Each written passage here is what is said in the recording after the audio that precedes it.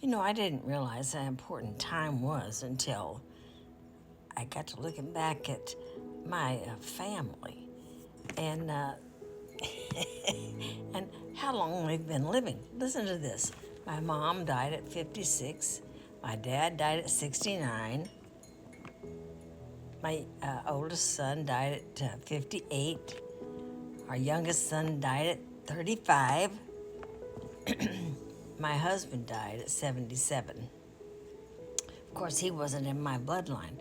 But what I want to tell you about today is my youngest, next to the youngest son, Shannon. He passed away at 53. And let me tell you what happened. He and his son was, I don't know, 16 or 17, somewhere in there, in his latter years of high school. They were going to the dumpster. They were out in the country, pulling a little trailer, I think.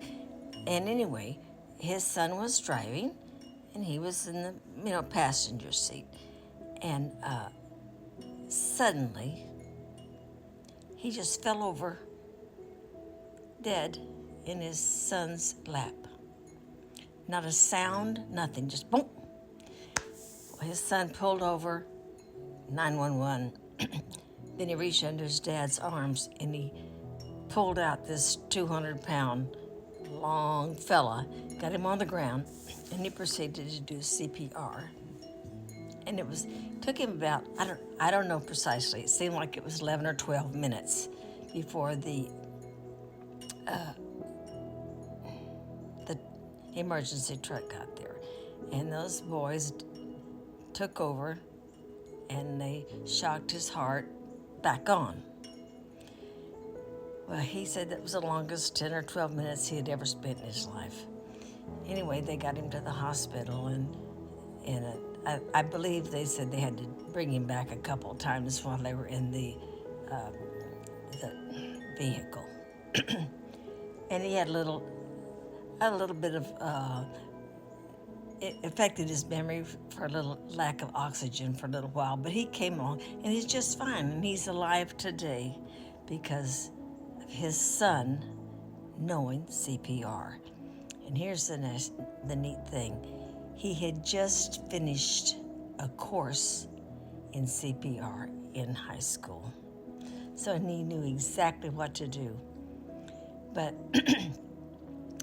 we don't realize how short time is and how important it is to spend time with those we love, with our best friend, whoever it is in your life.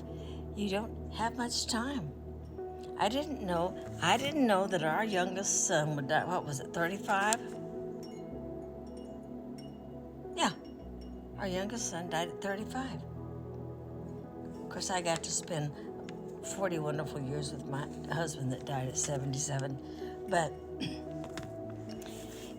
CPR, knowing CPR, can really save someone's life. And whoever it is that's in your life that you know, they don't have to be fragile. They don't have to be in a bad stage for you to be concerned about how long they're going to live. My son was 35. He looked healthy. Even my 50-year-old son, he looked healthy. But anyway, God was there for, it's not like he wasn't there for all of them. We all have a time.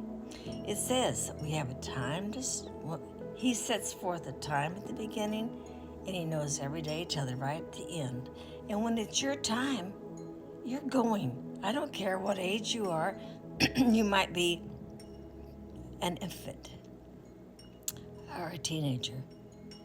But I don't know why we're not familiar with how life really is. You're born and then you pass away. Everybody's going to do it. But some of us get so hung up on the time if we lose someone and we think it's too soon. Well, it was my son, and I'll never get over it. We all have an appointed time. And so if you realize that, Be thankful for the time you had with them, whether it's a few months, a few years, whatever. But you're not going to live beyond this time. When my husband went in the hospital, he had lived his time. It didn't matter that COVID was coming around. God just let COVID be the thing that took him on home. I'm not angry at COVID, and I'm not angry at God. So anyway, don't continue to grieve because they're gone.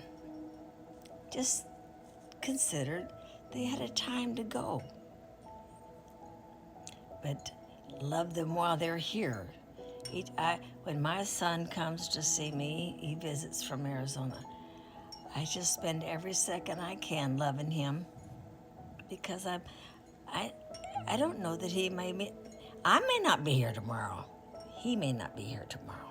But y'all, look around you. Spend time with the ones you love. Don't let these precious hours go by. And anyway, that's my thoughts for today. I love y'all. I do. Punch my little heart and my little forward. That always helps. That's my 2 bits. Bye-bye.